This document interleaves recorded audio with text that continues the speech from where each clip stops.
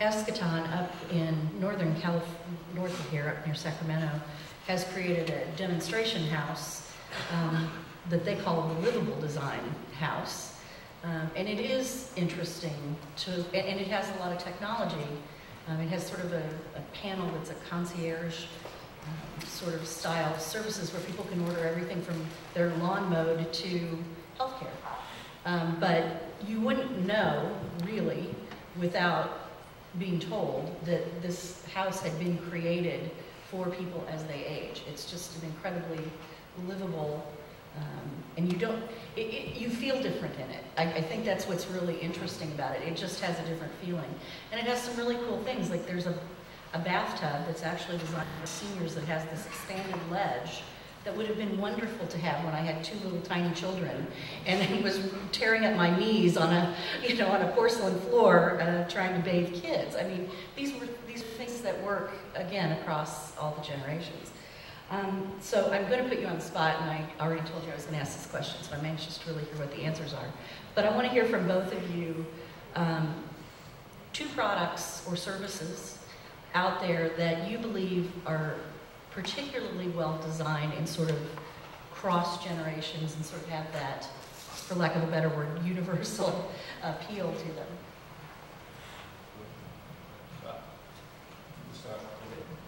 So my mom is in her late 70s, and she failed to come on board the web revolution, and iPad made her jump in, and I just want to note that as a huge, huge progress forward. And my second example, so to speak, is a more generalized subset of that. We found out that touch technology in general is incredibly easy for older people to catch on. It's actually, it never intended to be it. It was said to be the, the next big electronic, consumer electronics fad, but it's actually effectively, amazingly effective in bridging gaps with people who are older who never caught on to buttons and user interface and so on. So I say touch technology and iPad or vice versa, these are really amazing devices. My favorite products include basically anything made from OXO. I buy it all the time and give it away as gifts. I just think that, again, I'm a very tactile person, just feeling those things in your hand and then actually using them, and they look great. So I think those are great products. And then the second one's a product category. I really think, or I've been observing that bicycles, there's been a great shift in regards to moving away from the uncomfortable Greg LeMond position racing bike to bikes that incorporate fashion, fun, and technology in regards to power assistance. And I think the combination of those things, it's like, it's the boomer vehicle of the future, I hope. So it's, bicycles are the best. I have a similar story to your mother, but it's my grandmother who's 97.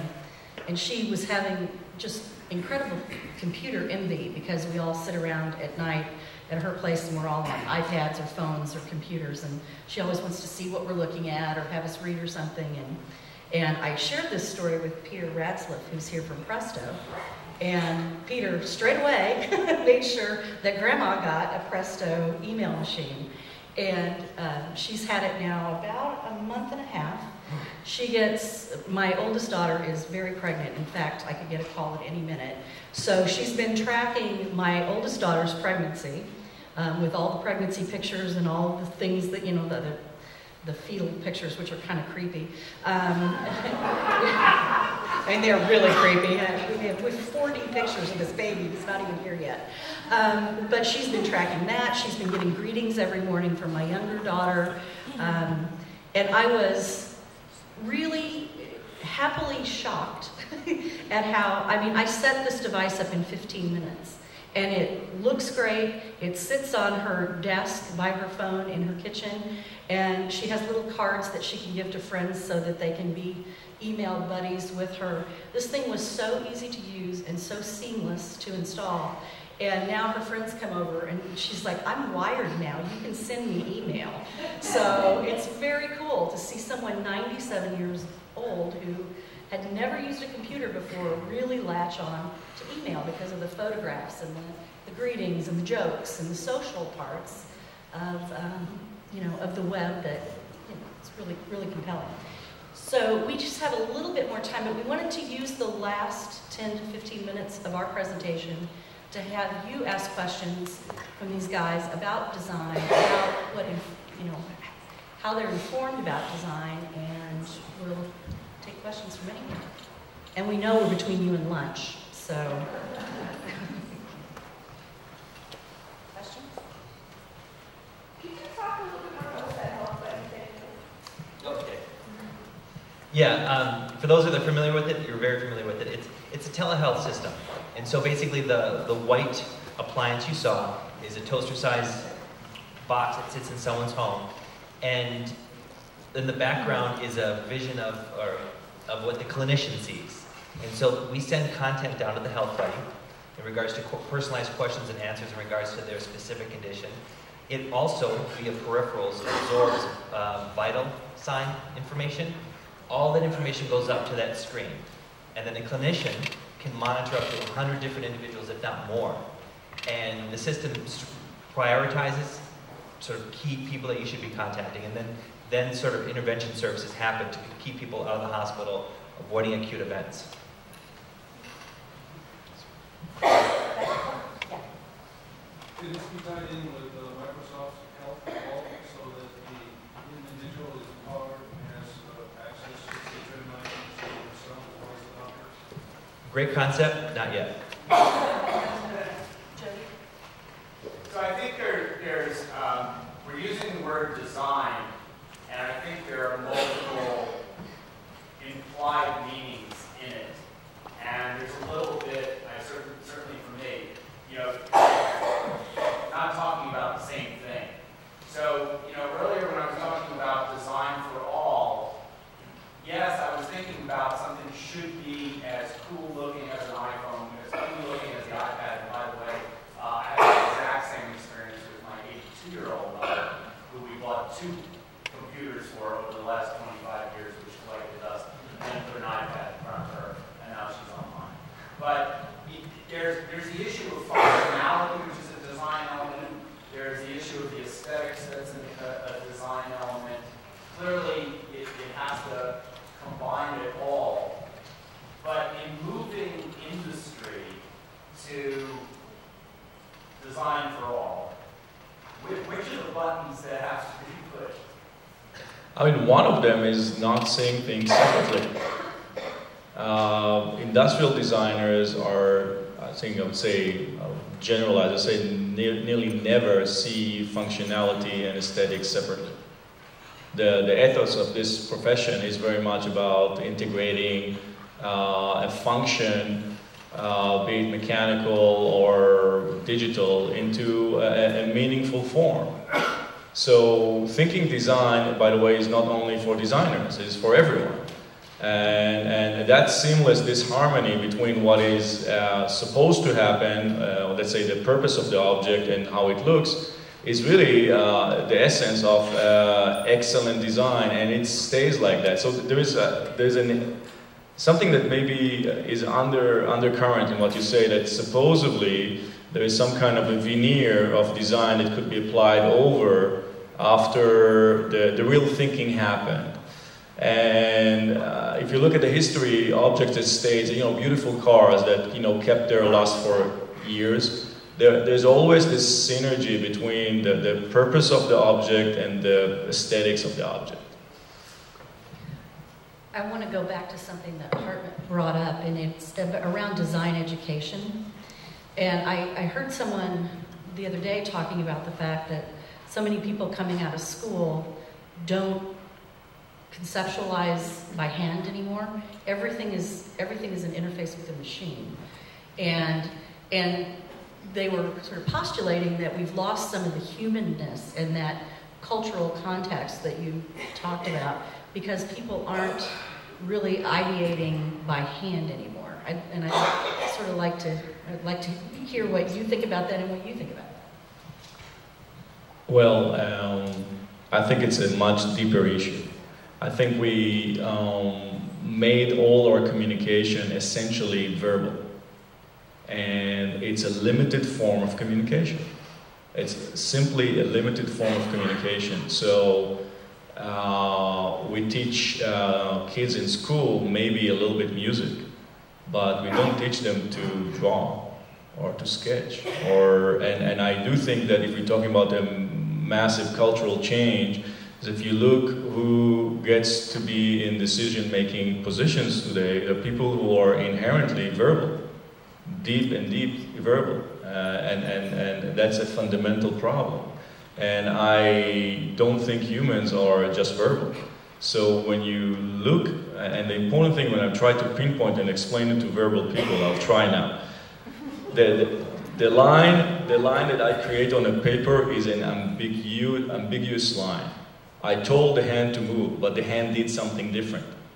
So then I see what the hand created and I reinterpret it. Ah, you mean this. Okay, so please do something else. So there's that level of ambiguity and search, and that is the real creative process when you actually have something that is somewhat fuzzy and could be reinterpreted. When you write, you cannot do that. So that's the point. One of the things that I really haven't heard much of in the conversation about design and products that are universally designed for all is the financial side. And I'm wondering how important is it for a designer or a team of designers to start with the price?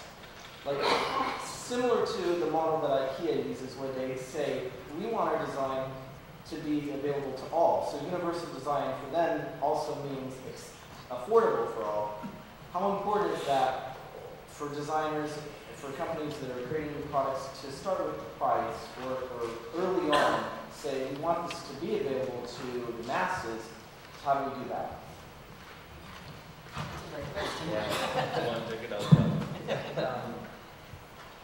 Price is definitely very important. We're an engineering firm. We understand that there's it all goes in there.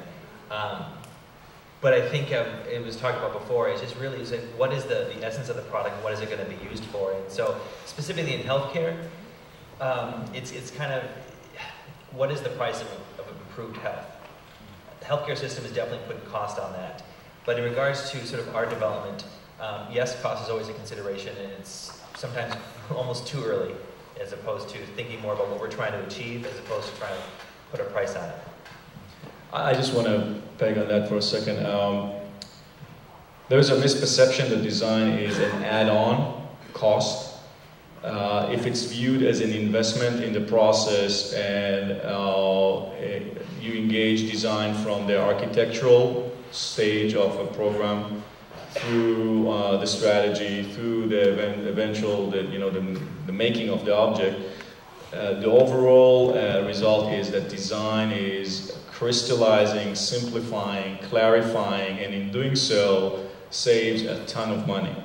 And then on top of it, that's the important thing, on top of it, in many cases, superficial decorations like painting or things like that could be omitted by good designers. So many of our programs, one of I'd say 90% of the programs that succeeded very well in the market actually had a cost-cutting effect, real, tangible, proven.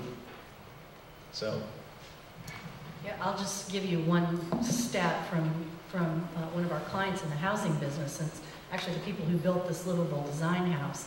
If people are to go back and retrofit a home to have even 80% of the features that this demonstration house would have in order to age in place, it would cost thousands, like between $30,000 and $100,000 to do this kind of retrofit.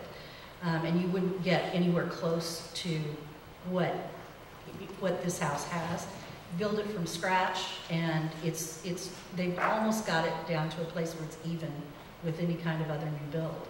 So, I think, You know, they're experiencing the same things with livable neighborhoods. If developers develop livable environments with sidewalks and planned parks and you know, flat, things that are more flat for aging people and of course for younger generations too, these livable neighborhoods are much, you know, they cost the same thing to build. It's all sidewalk, it's all asphalt, it's just conceiving of it in a different way. It's putting all the things there that belong there that give it that sense of place and quote unquote usability for the